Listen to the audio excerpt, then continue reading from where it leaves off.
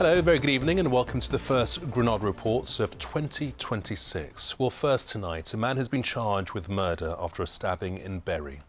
23-year-old Joe Burton died at the scene on Tarn Drive in the Red Vales area of the town just before midnight on New Year's Eve.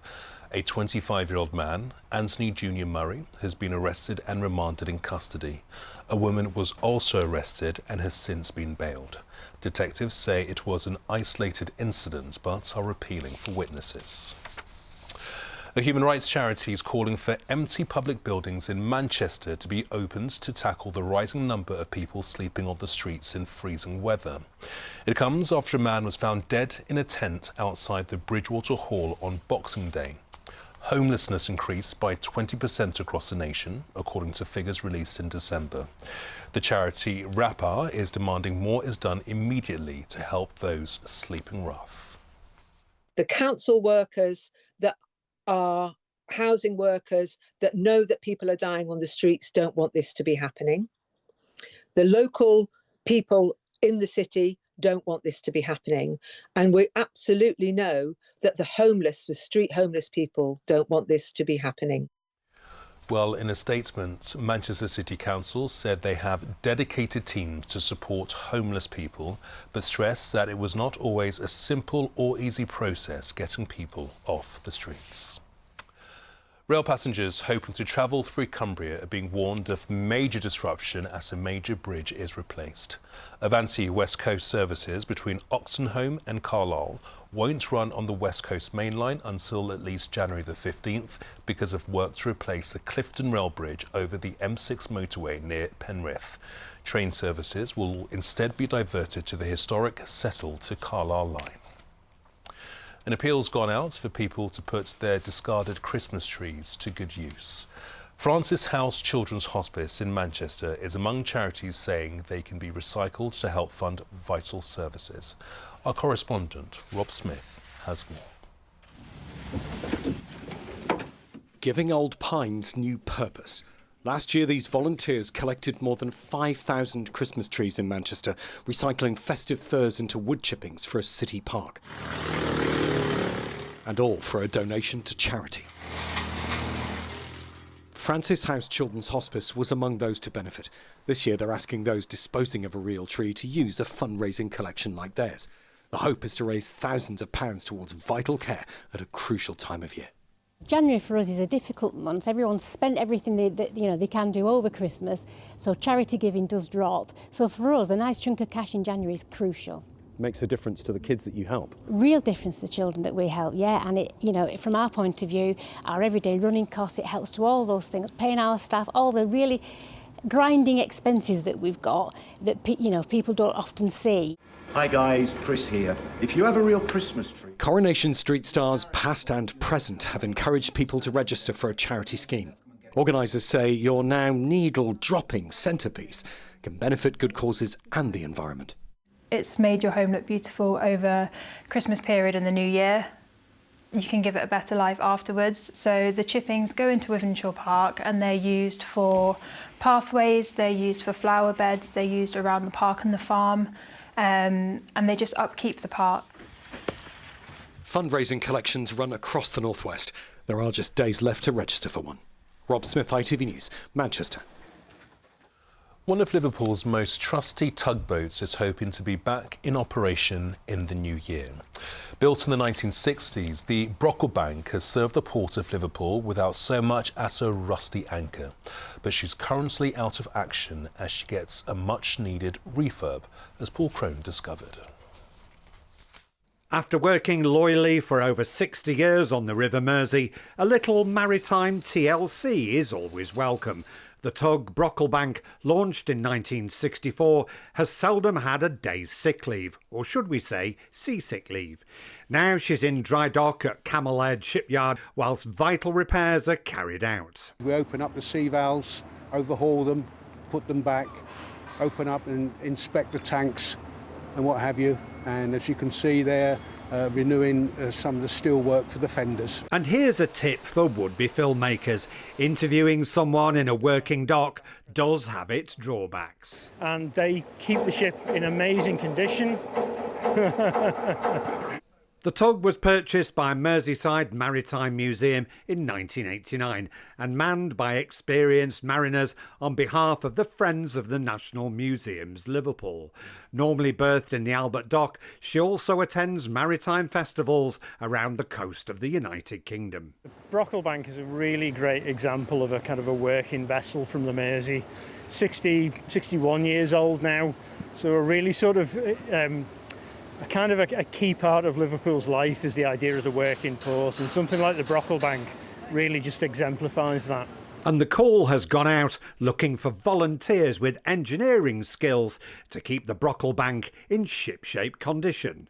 Because the Brocklebank is a sturdy beast and in relatively good nick, it's hoped that once the repairs are completed, the tug will be back out on the Mersey in just a few weeks' time. In a working port like Liverpool, these kind of ships that, get their hands dirty are the ones that really matter. They tell the story of the port.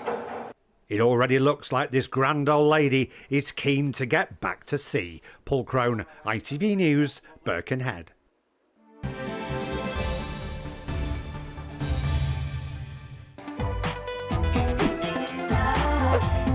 Getting that winning feeling.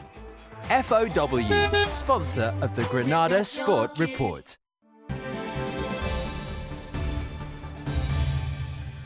In football, and Pep Guardiola insists he's not leaving Manchester City despite speculation linking Enzo Maresca with his job. Maresca, who parted ways with Chelsea yesterday, had reportedly been in talks with City about taking over from Guardiola as manager. City, who were held to a goalless draw by Sunderland last night, faced Chelsea at the Etihad Stadium on Sunday. You want to fire me? I don't want to fire you. Good. No, my salary is so high, so I have one more year. Only I can say that Chelsea, I think, from my point of view, lose an incredible manager.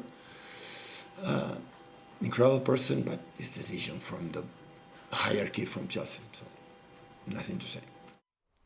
Liverpool also had to settle for a goalless draw last night, their first one since Arne Slot took charge. The draw with Leeds extended Liverpool's unbeaten run to 8 matches. On Sunday, Leeds faced Manchester United, whose manager today played down their chances of boosting the squad in this transfer window.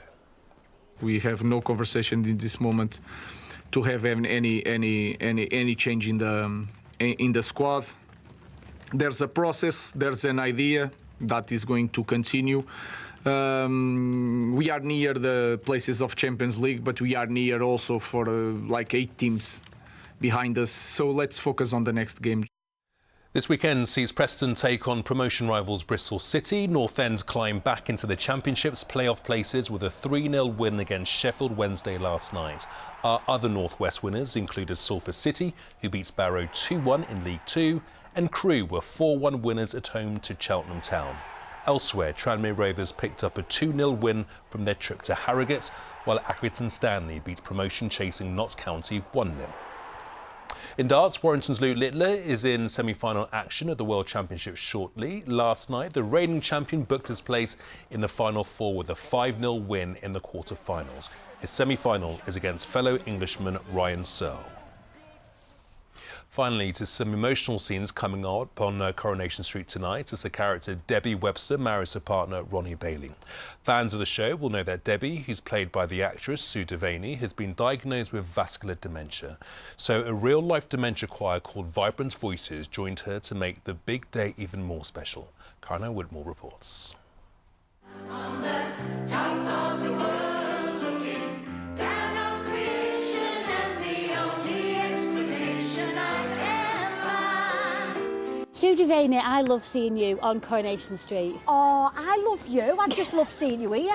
I love seeing you here. Standing here, it's marvellous. Talk to us about Debbie, because she's getting married. She's living the dream, isn't she? Yeah, she's getting married. She's pulling all the stops out. She's inviting everybody, even her enemies. Do you know what I mean? She wants Tracy Barlow, she wants everybody there. She's been diagnosed with vascular dementia, and she wants to make the most of every day before it kind of takes over her life. I was at the Corriedale premiere a few weeks ago. Your wedding is the start of that kind of special episode, isn't it? Well, it is, isn't it? The end of the wedding, and Debbie jumps into a car that somebody is driving, and they speed off. We need to get someone in now. There's a very special choir, isn't there, at Debbie's wedding? Oh my gosh, it was just beautiful to film. I'm on the top of the world looking. Debbie and Glenda are running a choir, and it's the dementia choir, and they come to sing at Debbie's wedding, and it's just beautiful. Honestly, everybody was in tears. In fact, there was a really funny moment because they all knew the song and I forgot the words. They were saying, no, you've sang the wrong words there. Oh yeah, I have, yeah, sorry.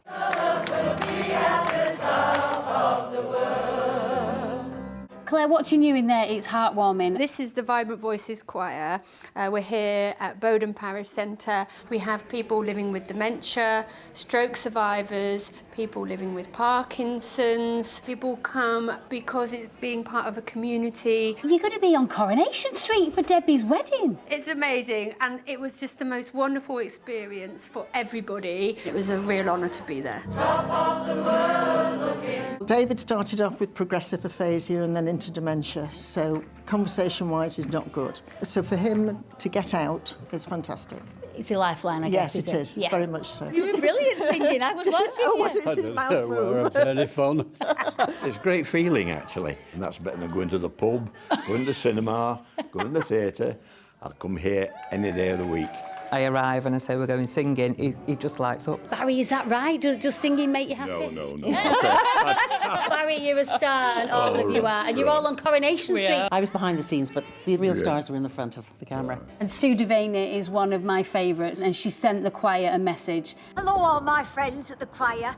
I just want to say a massive, massive thank you for singing at Debbie's wedding. You were all absolutely brilliant. I just want to sing you this. Heart of my heart, I love that melody. It was a song that she'd remembered that we'd sung together on the day. What's the next bit? Heart of my heart brings back a memory. It's a really, really special moment. But oh, how we could harmonise.